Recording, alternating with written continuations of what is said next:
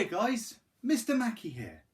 Now yesterday we were looking at algebra and I gave you worded questions and use algebra to solve them, just to prove to you that we can actually use algebra in real life situations. Now I gave you this problem here and the answer to this problem is my age. So let's go and find out how old I am. Hopefully I did this right, otherwise I might come across way too old, so let's see how we do. So we have 3 brackets x plus 6 over 4 equals x minus 1. Now when I want to balance this out, the first thing I want to do is, because I'm dividing by 4, I want to get rid of that dividing, so let's multiply by 4 on both sides. Now how that would look, it would become with a 3 brackets x plus 6 equals 4x minus 4. Sorted.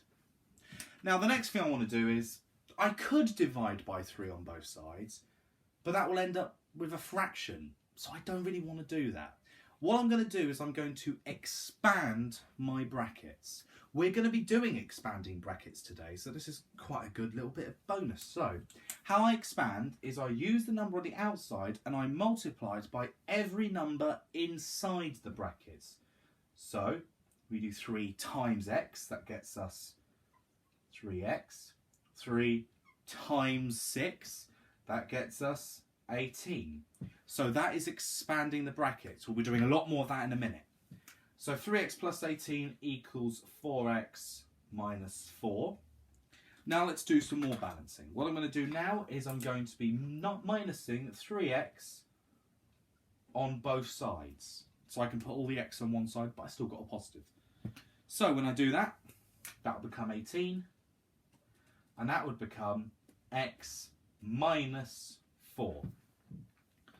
I'm just going to move this up here, just a bit of space. Now 18 equals x minus 4 is the exact same as x minus 4 equaling 18. It's exactly the same. So how can I balance this out anymore? Well, if we're minusing 4 from x, what we do is we add 4 on both sides. So our actual value of x equals 22. And that's how old I am. Now today we're going to be doing expanding brackets, getting rid of brackets in problems like this and more. How do we do it? What do we need to do? What if the brackets are complicated? All of these questions will be answered. Now let's go and do another example. Now for the record, today we're not actually going to be solving any algebra problems. We're just doing a little method to help make our algebra problems laid out a bit nicer. In this case, we're getting rid of our brackets so we don't need to worry about them. So we're not going to be actually solving any today, we're just expanding to make our lives easier. So for this one, we have the 5 and then in the brackets we have x plus 3. How do we expand it? Well, you have that 5 and you have to multiply that 5 by every number inside the brackets. So 5 times x equals 5x. 5 times 3 equals 15. Do I need to do any more? Does it look like I need to? No. So that's all we have to do. That's the only thing we have to do. And that's how we expand brackets when it looks like this. Now this is the next level up. What about ones like this, where we have an x on the outside and we have to times it by an x minus 7 on the inside of the brackets? Is it any different to what we've already done? No. I'll show you. What's x multiplied by x? Well, if you looked at previous videos I've done, x times x is the same as squaring an x. So it would just be x squared. Then for the next one, we times x not by 7, but by negative 7, because there's a minus there. So what's x times negative 7? It's minus 7x. And that's all we have to do. Now, these type of problems we've seen before, where we've had an x squared. Now, these type of problems we'll be seeing for the rest of this week. They're known as quadratic equations. You're probably wondering, what on earth does quadratic mean? What makes an equation quadratic? The only thing that makes an equation quadratic is this here.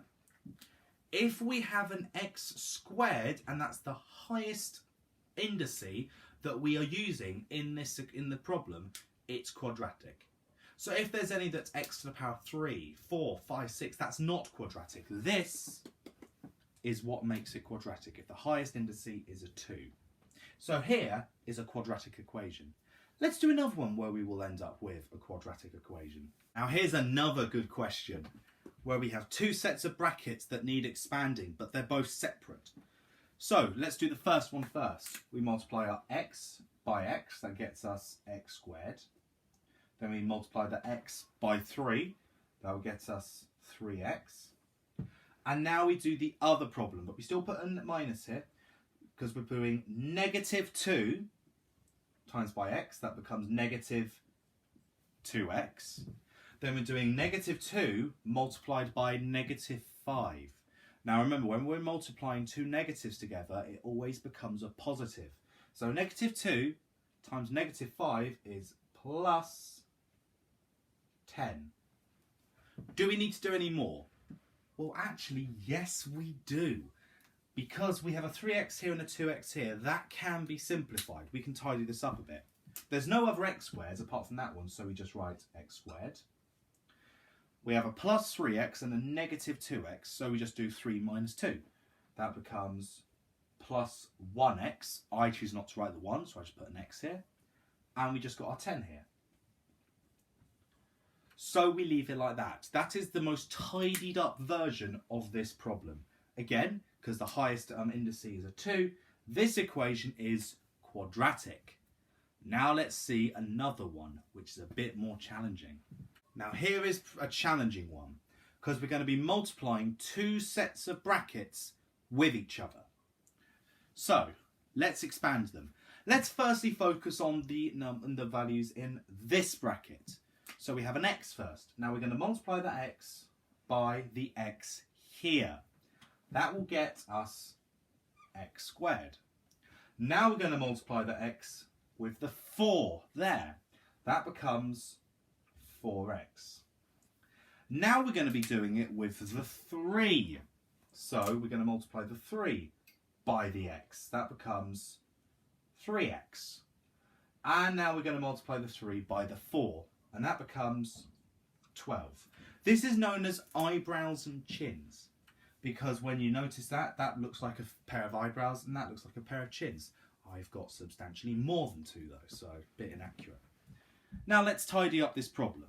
We have an x squared, no other x squareds on there, so let's just write x squared. Plus 4x plus 3x. Well, that becomes plus 7x. And there's no other 12s or no other indices, whole numbers, so we just put 12. And that's this problem all expanded. Let's do a couple more of these. Now this one is fairly similar to the one we've just done, except we just have a 2x. But we still expand it the same way as the previous question. So let's do our 2x and we're timesing it by the x in this bracket. That gets us x squared. Now we multiply that 2x by the negative 3 in the other bracket, because there's a negative there. That becomes negative 6x. Now let's multiply the 1 by the x in the other brackets. That becomes plus x. And then our 1 times our negative 3, that becomes just negative 3. Now let's tidy this up a bit. There's no other x squared, so we just write x squared here. Then we do negative 6x plus x, that becomes negative 5x. And then we have no other numbers, so we just put negative 3. But did I do something wrong? Because we're timesing 2x by x, we don't put x squared. The actual number is 2x squared. Because if the coefficient in that, which is the number in front of the x, is a 2, you've also got to put that in the answer. That's a very common mistake people make. Don't do that. You have to remember, whatever number's in front of the x, you've got to multiply. You've got to include it in your answer. Don't make the same mistake I did. 1 bracket, 2 brackets, 3 brackets. This question looks quite challenging, doesn't it? Because this is your challenge for tonight. Expand this set of brackets. You will not get a quadratic equation for this. I'm really intrigued with the answers you guys will come up with.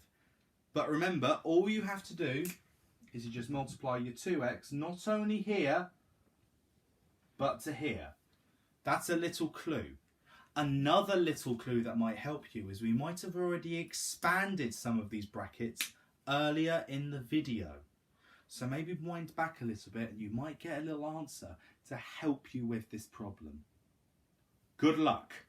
And don't forget to keep on learning, keep on going with the maths, and keep up the good work. We've been doing this for over a month now and it's been amazing. I have loved it and I hope you guys have enjoyed it. Let's keep on going, let's keep on expanding, let's keep on solving these problems.